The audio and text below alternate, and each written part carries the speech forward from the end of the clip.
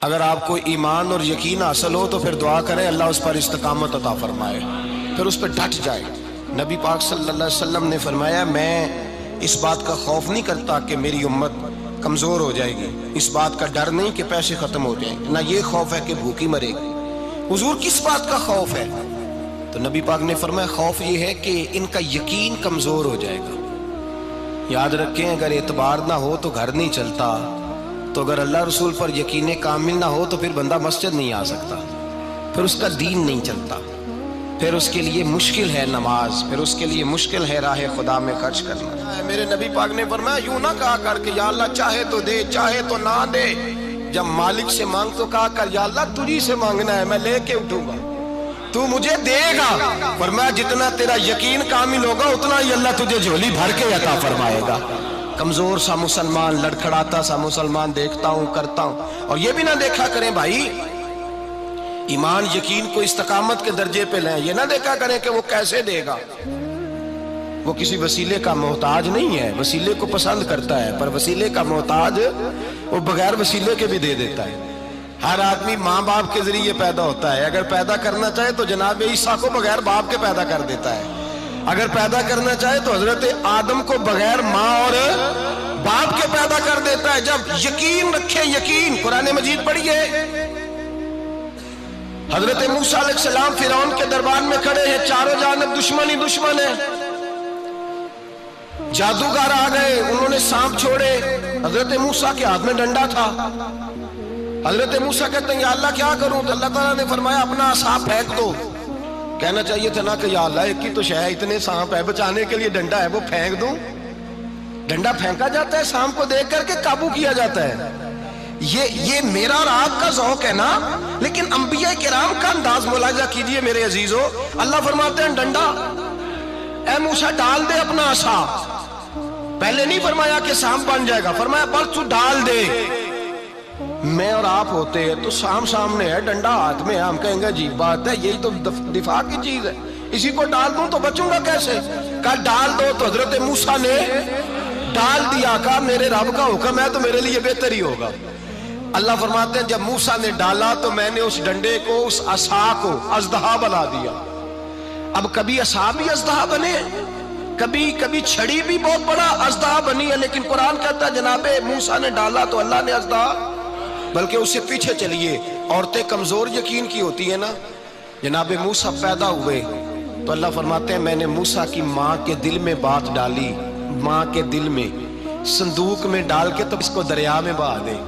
اور بھائی صندوق میں کہہ سکتے ہیں نا آکسیجن کیسے جائے گی، اور دریا میں بچے بچنے کے لیے ڈالے جاتے ہیں کہ ڈوبنے کے لیے ڈالے جاتے ہیں؟ ماں کے دل میں یقین کمزور نہیں تھا ماں کا۔ انبیاء کے ماں باپ موحد ہوتے ہیں، دین کو ماننے والے، ماں کے دل میں اللہ نے بات، اللہ قرآن میں کہتے میں نے وحی کی، میں نے القاء کیا، میں نے بات ڈالی۔ حضرت موسیٰ کی ماں کہتی ہے میں نے ڈال کے نا سمندر میں بیٹا، میں نے سمندر میں بیٹا ڈال کے صندوق میں بند کر کے رب کے حوالے کیا۔ آپ فرماتے ہیں میرے مالک کا بھروسہ کیا تو پھر میرے مالک کا کام دیکھو، کمال دیکھو، میں نے دریا میں ڈالا، اللہ نے فرعون کے گھر میں میرے بیٹے کی پرورش کرا دی۔ یہ یقین کہ حضرت موسیٰ کے پاس قوم آئی، قرآن پڑھیے، کہا جناب پانی چاہیے، وَإِذِ اسْتَسْقَىٰ مُوسَىٰ لِقَوْمِهِ، موسیٰ نے اپنی قوم کے لیے پانی مانگا، ہم نے کہا فَانْفَجَرَتْ مِنْهُ اثْنَتَا عَشَرَةَ عَيْنًا، اپنا ڈنڈا پتھر پہ مارو۔ عقل والا آدمی ہوتا تو اڑ جاتا، کہتا یا اللہ پتھروں سے بھی کبھی پانی نکلا ہے؟ اضرب بعصاک الحجر، مارو پتھر پہ ڈنڈا۔ اللہ کے نبی نے منٹ نہیں لگایا، ٹھا کر کے ڈنڈا لگایا، فَانْفَجَرَتْ مِنْهُ اثْنَتَا عَشَرَةَ عَيْنًا۔ اللہ فرماتے ہیں جناب موسیٰ نے ایک عصا مارا، میں نے 12 چشمے جاری کر دیے۔ تو لے تو اللہ کرتا ہے، اللہ کہتا ہے پڑھ نماز روزی دوں گا، کہتا ہے سوچتا ہوں۔ اللہ فرماتے ہیں آجا مسجد میں تیرا ہو جاؤں گا، کہتا ہے دیکھتا ہوں۔ رب فرماتا ہے تو میرے محبوب کی غلامی کر، میں تجھے محبوب بنا لوں گا۔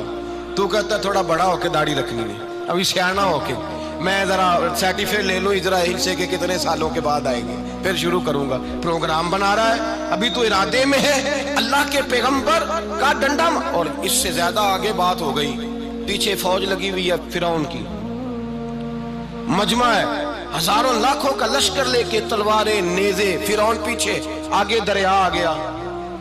حضرت موسیٰ علیہ السلام کھڑے ہیں، اب کدھر جائیں؟ اللہ پاک نے فرمایا مارو ڈنڈا۔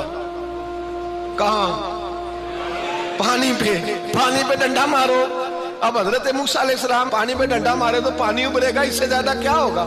پہلے پتھر پہ ڈنڈا مروایا تو پانی نکلا، اب پانی پہ ڈنڈا مروایا، فَإِذْ فَرَقْنَا بِكُمُ الْبَحْرَ فَأَنْجَيْنَاكُمْ وَأَغْرَقْنَا آلَ فِرْعَوْنَ۔ اللہ فرماتے ہیں موسیٰ نے پانی پہ ڈنڈا مارا تو میں نے پانی میں رستے بنا دیے۔ ایک جگہ ڈنڈا مارا تو پانی نکل آیا، دوسری جگہ عصا مارا تو پانی خشک ہو گیا، 12 چشمے بن گئے، 12 رستے بن گئے دریا میں سے۔ حضرت موسیٰ علیہ السلام گزر گئے اور اللہ فرماتے ہیں فرعون بھی آیا تو اسے میں نے غرق کر دیا، اور وہ کھڑا دیکھتا ہی رہ گیا کہ بنا کیا ہے۔ جب یقین کامل نصیب ہوتا ہے، اعتماد کی دولت اللہ دیتا ہے، جب انسان کو یہ انشراح صدر ہو جاتا ہے کہ میری نجات خدا کے حکم میں ہے اور رسول اللہ کے قدموں میں ہے، جب اسے یہ انشراح حاصل ہوتا ہے تو پھر نماز کا لطف آتا ہے۔ غور کیجئے کیا جملہ کہہ دیا میں نے۔ پھر اسے نماز کا پھر اسے نماز بوجھ نہیں، بلکہ نماز نہ پڑھے تو اس پر بوجھ ہوتا ہے۔ پھر قرآن مجید اس کی روح کا ساتھی ہو جاتا ہے، پھر عبادات، تقوی، پرہیزگاری، پھر وہ ایک سنت کے چھوٹنے پر پریشان رہتا ہے۔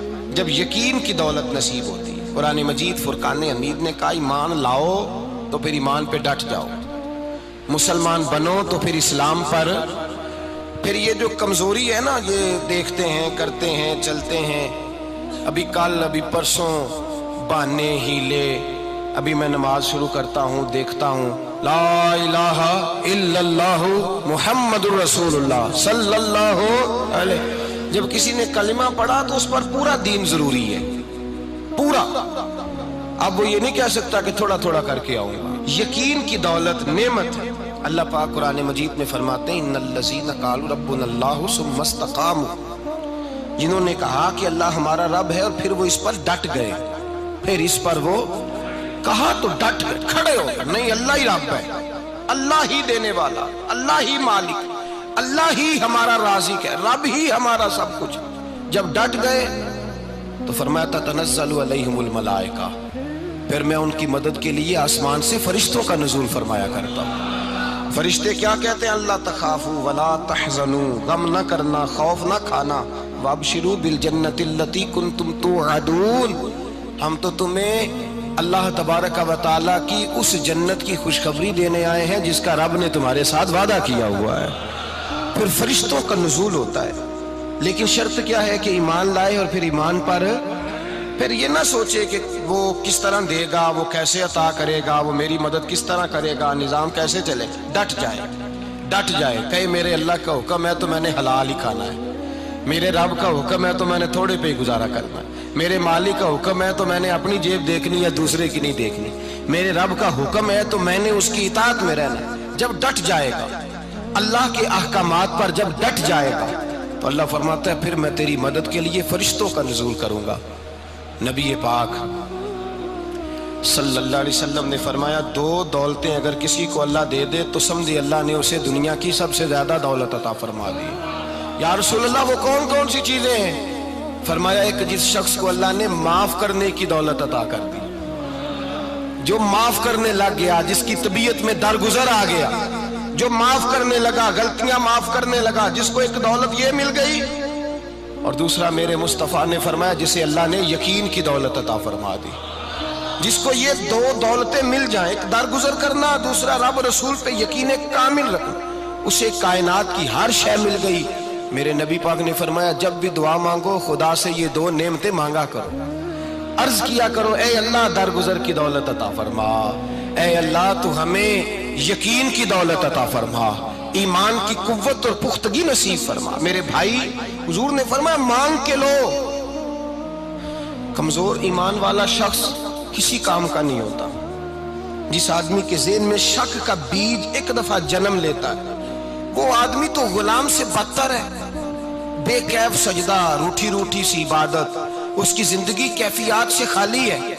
جس شخص کو پتہ چل جائے نا لوگ میرے مخالف ہیں، اس کا تو سجن رہتا ہی کوئی نہیں۔ اصل بات یہ ہوتی ہے کہ یہاں سوچ بیٹھا ہے کہ دنیا میرے خلاف ہے، یہاں مخالفت یہاں بیٹھ گئی ہے، دو بندے باتیں کر رہے ہیں تو پریشان ہے، میرے خلاف ہی لگے ہوئے ہیں، میری ہی بات ہو رہی ہے، کیونکہ اصل تکلیف کہاں ہے؟ اور اگر یہاں یقین کامل ہو گیا نا کہ سارے مجھ سے پیار ہی کرتے ہیں، تو پھر دو بندوں کو بات کرتا دیکھیں گے تو یہی سوچے گا میری تعریفیں کر رہے ہیں۔